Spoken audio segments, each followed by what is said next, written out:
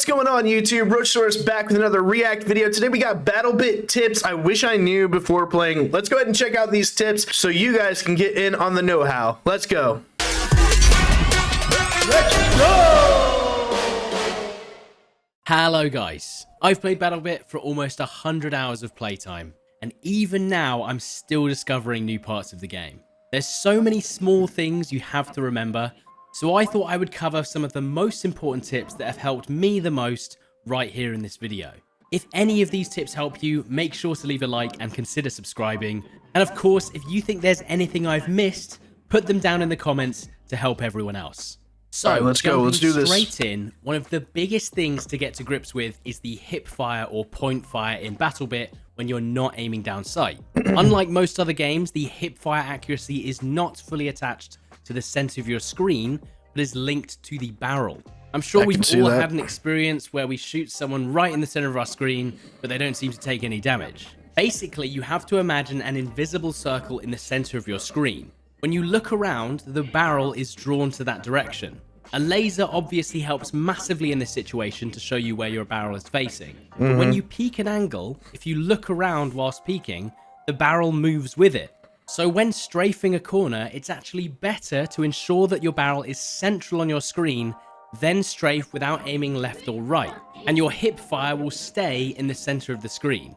That's a good tip because for one, I fucking absolutely hate the hip fire on this game. I couldn't shoot anybody, which is why I have to ADS every time. But this is a really good tip. Just keep it center and strafe and don't turn. That's good. Practice in the firing range with a laser, and you can also learn where you're aiming just from the view model alone. And talking of the practice range, this is also where you'll find the basic tutorial for the game, just in case you're completely brand new. Now, Battlebit has a ton of ways of getting up buildings, and every building usually has some way to get to the roof, or you can use the grapple hook to get yourself up the side of any structure. The problem is, once you're up there, it can be almost impossible to get down quickly without taking full damage. Luckily, this game allows for a lot of air control, so you can easily get down from buildings by jumping down past windows and vaulting through them. You can even occasionally remove full damage by catching a ledge at the right time. As a last resort, you can try and catch a ledge from the top of a building if you know you are dying anyway. I mean, this goes for a lot of games too, like Fortnite and like survival games like DayZ or Deadside. If you do this little tip trick here, you can actually save yourself fall damage. I do it in Fortnite a lot, especially say if there's a big cliff or something. I usually try to catch a tree and then like catch the side of the cliff and then slide it down so I don't take any fall damage. Now, reloading in Battlebit is a little odd. When reloading normally, you do a slow reload animation and place the used mag into your inventory. It's slow. But when you hold or double tap the reload button, you do a quick reload that can almost half the time of reloading and make you ready to fight much faster. Really? But you drop the used mag on the floor. In most intense situations, it's almost always better to fast reload. However, if you want to reload faster and you're not in danger, you can very easily fast reload and pick up the dropped magazine simultaneously without wasting time. Got it. Moving on, something that people have constantly asked me in comments is how I have more ammo than the default. On most classes, you start with the lightweight armor, which gives you a small amount of mags and one grenade with a slight movement increase. But not everyone knows that you'll quickly unlock a medium vest for all the classes. Wait, what? You can unlock vests for your character? Bro, why did I not know this? This is crazy. Yeah, this will help your TTK a lot. Look at this. Sniper armor. I mean, come on. And that is my go-to armor, so you can carry almost double the ammo and twice the grenades. Keep an eye out on your unlocks, as they make a huge difference on your guns and your character. Now, bandaging in this game is a pretty huge mechanic. But I see so many newer players making the mistake of bandaging as soon as they take damage and then being pushed and killed. You have a lot longer to live before you need to bandage. You can wait at least 10 to 15 seconds before you run out of time. More than enough to beat off the men chasing you before...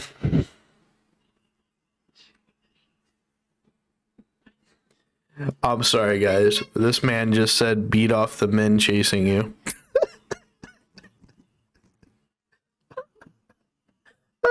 That's not what he meant, but it was hilarious. Before finding a safe spot. The same thing goes for healing yourself when playing medic. Always make sure you're safe first before pulling out the bag and not being able to shoot back. Next up, another huge aspect of Battlebit is the ability to revive any and all teammates with your bandages. But most of the time, you'll need to drag your teammate out of the line of fire first. However, if you bind the dragging keybind to the same keybind as your bandages, you'll always start dragging and reviving at the same time. Really? This will save so much time in the long run, bro. And it will mean that you start the revive as soon as possible. You can drag and revive at the same time. I didn't know that. This is nuts. Guys, these tips. Use these tips on your next gameplay, okay? You're going to want to use these tips. And another quick tip for medics, don't forget you can drop your bandages and first aid kits by pressing X. I didn't know this until someone told me, and it's good for when there's just too many people to heal in one spot. Multiple allies can heal themselves at the same time this way.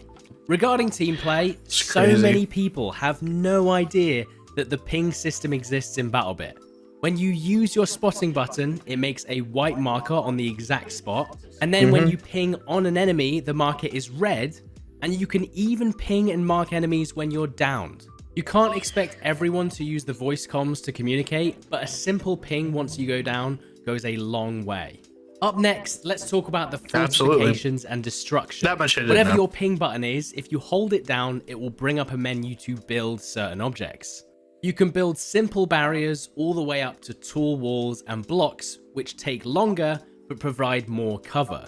You can build these to get over walls and obstacles you can't reach, or you can even play Fortnite by building cover in the middle of no man's land when there's nothing else to hide behind. A cheeky strat you can also do. This bro just built a fucking wall, bro. This dude's literally Donald Trump. He literally just Donald Trumped this guy. Is place mines directly behind fortifications in doorways. So enemies have to vault over them to get past, but they won't see the mine directly behind it. That's you funny. can get a lot of naughty kills. I'll be honest, I didn't know you could build in this game either. I'm learning a lot right now. And talking of mines, for some reason the anti-personnel mine will disappear after you die. However, the claymore mines will stay in the game forever for some reason. So basically, you can just spam claymores all over the map the whole round and you'll get some random juicy kills. It's annoying, but if it works, it works. And now for the destruction in this game, the basic explanation is, if it's got a brick-like pattern texture, then you can blow or smash through it. But if the texture is flat, then you probably can't damage it.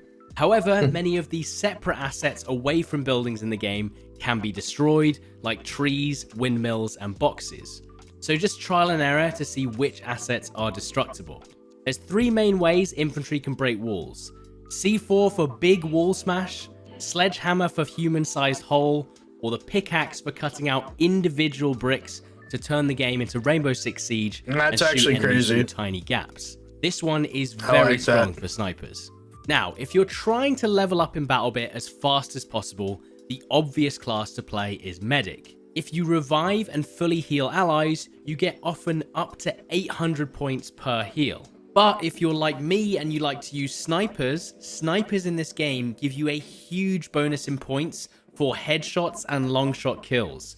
If you're in a big open map where you know you can get a lot of kills on infantry, you can rack up huge points. Another cheeky way to get some easy extra points is to try and finish off any enemy vehicle you see lying around. Thought it was going to go in a different direction with that word. Let's keep going here. Even if it's empty. Even an ATV with no one in it is over 1,000 points. Helicopters are almost 2k. Just chuck a grenade or a C4 on any empty vehicles you see for a quick point boost. Moving on to the keybinds to change as well, I find it much easier to bind the map to a mouse button alongside the M. You will need to be constantly opening up your map to see where the action is, and having it on the mouse means you don't have to constantly reach over.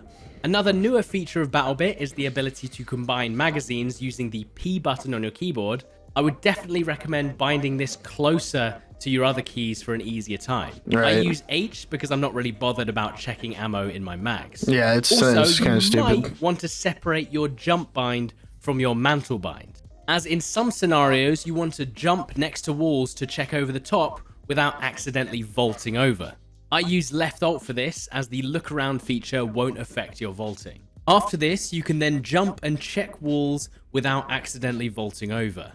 Plus, I also have a second keybind for pinging enemies, as pressing middle mouse button can be a bit fiddly in a hot situation. And one last one regarding keys. When redeploying on the map, the fastest way to redeploy is to click on the spawn you want and then just spam space instead of manually clicking deploy. I'm still an idiot who clicks on a spawn and then tries to deploy, only to get frustrated when I can't spawn there anymore and I have to keep clicking everywhere. Okay. Trust me, this will help a lot in the long run. Yeah, that's nice. Now, as for additional gameplay settings, I do the same thing, guys. I click on like the player, the spawn location, and I'll hit deploy. And it'll be like, oh, in combat, like literally a second later. So yeah, spam spacebar. Don't be like me. Is setting a headshot color, as by default it will be white, which is the same as a body shot. It's super important to tell if you've done a larger amount of damage and make a decision to push when they're lower on health. I've set mine to pink, so I know if I've done maximum damage. Another important one is increasing the ping size. The default ping is absolutely tiny, so I have to make it at least twice the size of default.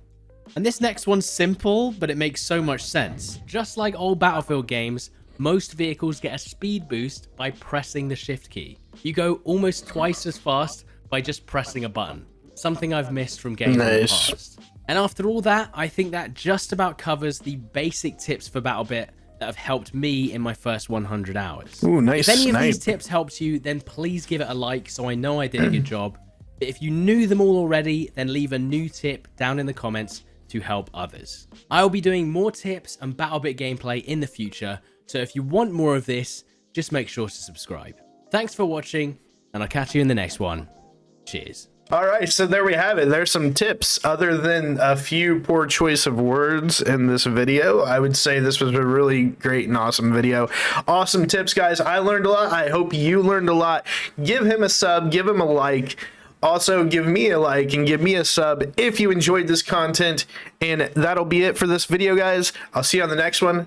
And as always, thanks for watching. Hey guys, if you liked the video, make sure you head over to the page, hit that like button, scroll over, smash that subscribe, and hit that bell icon to get notified for future video drops. And I will see you guys on the next one. Thanks for watching.